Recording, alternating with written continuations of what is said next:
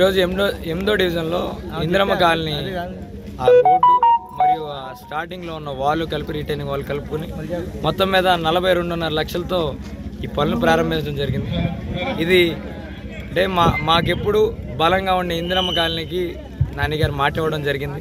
ఈరోజు జగన్ గారు అడిగిన వెంటనే ఇచ్చిన ఫండ్స్తో ఈరోజు ఇది ప్రారంభించుకోవడం జరుగుతుంది. కరెక్ట్గా 10 రోజుల్లో ఇది పూర్తి చేయడం జరుగుతుంది. ఈరోజు చూసుకున్నట్టయితే రకరకాల కొత్త నాయకులు ఎప్పుడూ ఇందిరమ్మ కాలనీకి ఇసుమెత్తు పని కూడా చేయని నాయకులు ఈరోజు వచ్చి తిరగటం మొదలెట్టారు.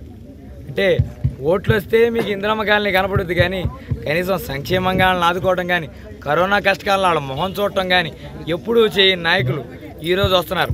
2014 నుంచి 19 దాకా పరిపాలించారు కదా. ఇక్కడికి వచ్చే ముందు మేము అప్పుడు ఇది చేసామని ఇక్కడ ఒక పని అయినా మీకు ఉందా? ఆ ఒక పని లేకుండా వీళ్ళకి గూడు ఏర్పాటు చేసిన దగ్గర నుంచి ఏమున్నా కూడా వాళ్ళు ఏ పని వచ్చినా కూడా పేరు నాని గారి ఇంటికి వచ్చి ఏ పని అయినా చేయించుకునేవాళ్ళు. కాబట్టి ఈరోజు ప్రతిపక్ష నాయకులకు ఒకటే చెప్తున్నా, మీరు ఏ పేటైనా తిరగండి, సవాలుకి సిద్ధంగానే ఉన్నాం. ఆ పేటలో 2014 నుంచి 19 వరకు మీరేం చేశారు, 2019 నుంచి 24 వరకు మేమేం చేసాం, బహిరంగ చర్చకైనా సిద్ధం.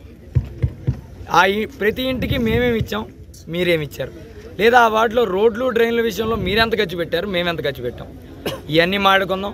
అలాగే 5 ఏళ్లలో పోర్ట్ అని చెప్పి మీరు ఒక లారీ మీద ఓ పొక్లైన్ పెట్టుకుని ఊరంతా తిప్పి పోర్ట్ అన్నారు. ఈరోజు మేము పోర్ట్ ఏం చేసాం చూపిద్దాం. లేదు ఇక్కడే పక్కనే ఉన్న మెడికల్ కాలేజీకి వెళ్దాం, మీరున్నప్పుడు ఆ మెడికల్ కాలేజ్ ఉందా, మేము కట్టామా అనేది చూపిద్దాం. అక్కడ పిల్లలు చదువుకునేది చూపిద్దాం.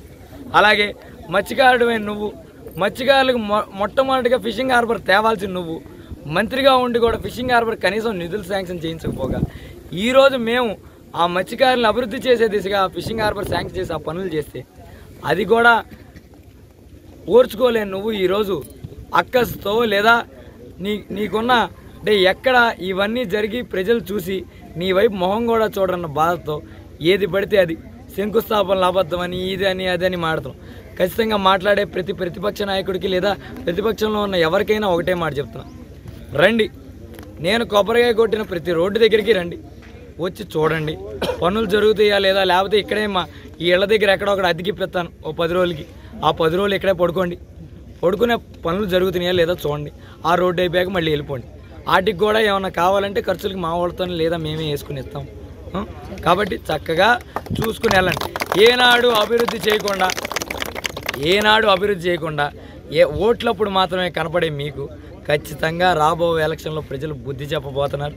బుద్ధి చెప్పాక మళ్ళీ అయినా కూడా అప్పటికి కూడా మనకి సిగ్గొచ్చేది లేదు, మళ్ళీ బురద చల్లడం ఏ మాటలు చేయడం కానీ అధికారంకి వచ్చి ఓ పని చేసేది లేదు. కాబట్టి మీలో ఎట్టాగో మార్పు రాదు. కాబట్టి చూస్తున్న ప్రజలకు ఒకటే చెప్తున్నా, ఈరోజు పగటి వేషగాళ్ళు వచ్చి చాలా మాటలు చెప్తూ ఉంటారు. ఆ పగటి వేషగాళ్ళని నమ్మొద్దు.